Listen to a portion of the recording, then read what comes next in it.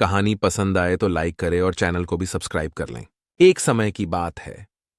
एक राजा था जो बहुत ही शक्तिशाली और धनवान था, लेकिन उसके मन में शांति नहीं थी।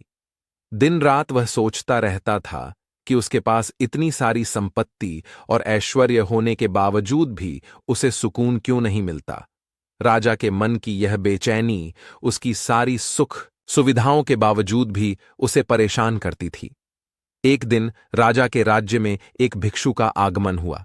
वह भिक्षु अपने ज्ञान और उपदेशों के लिए दूर दूर तक प्रसिद्ध था। भिक्षु के आगमन की खबर सुनकर राजा ने उसे अपने महल में आमंत्रित किया। भिक्षु के उपदेशों को सुनकर राजा बहुत प्रभावित हुआ और उसने भिक्षु से पूछा, महात्मन, मेरे पास सब कुछ है, फिर भी मुझे शांति नहीं मिलती। मुझे क्या करना चाहिए? भिक्षु ने मुस्कुराते हुए कहा, राजन, आपको अपनी शांति की खोज अपने अंदर करनी होगी। इसके लिए सबसे पहले आपको अकेले में बैठकर चिंतन करना होगा।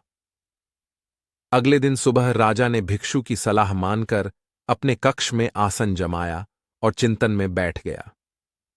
कुछ समय बाद महल का एक कर्मचारी सफाई के लिए राजा के पास आया।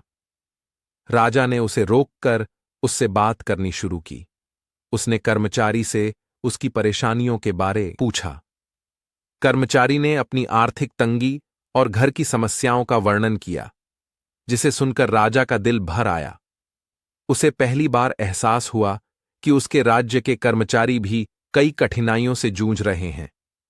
राजा ने उस दिन अपने महल के सभी कर्मचारियों से मिलकर उनकी समस्याएं सुनी। उसने पाया कि अधिकांश कर्मचारी आर्थिक रूप से परेशान थे। उनके वेतन इतने कम थे कि वे अपने परिवार की जरूरतें पूरी नहीं कर पा रहे थे। राजा ने तुरंत एक निर्णय लिया और सभी कर्मचारियों के वेतन में वृद्धि कर दी।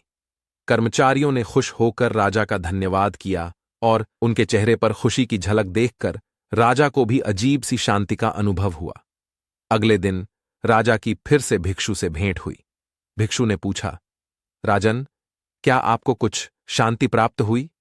राजा ने उत्तर दिया, मुझे पूर्ण रूप से तो शांति नहीं मिली, लेकिन जब से मैंने अपने राज्य के लोगों के दुखों के बारे में जाना है और उनकी समस्याओं का समाधान किया है, तब से मेरे मन की अशांति थोड़ी थोड़ी कम होने लगी है। भिक्षु ने समझाया, राजन, आपने सही मार्ग को पहचान लिया है। जब आप अपने प्रजा के दुखों को समझकर उन्हें दूर करने का प्रयास करते हैं, तो आपके मन की शांति भी धीरे धीरे लौटने लगती है। एक सच्चा राजा वही है जो अपने प्रजा के सुख दुख में भागीदार बने। आपकी प्रजा खुश रहेगी तो आप भी खुश रहेंगे। राजा ने भिक्षु की बातों को समझा और उस दिन से उसने अपने राज्य की प्रजा की भलाई के लिए कार्य करने का संकल्प लिया। वह रोज अपने राज्य के लोगों से मिलता, उनकी समस्याओं को सुनता और उनके समाधान के लिए प्रयासरत रहता। धीरे धीरे उसके मन की अशांति समाप्त हो गई और उसे सच्ची शांति का अनुभव हुआ। इस कहानी का सार यह है कि सच्ची शांति और खुशी हमें तभी मिलती है जब हम दूसरों की मदद करते हैं और उनके दुखों को हरने का प्रयास करते हैं। हमारे अपने सुख से अधिक महत्वपूर्ण दूसरों के दुखों को कम करना होता है।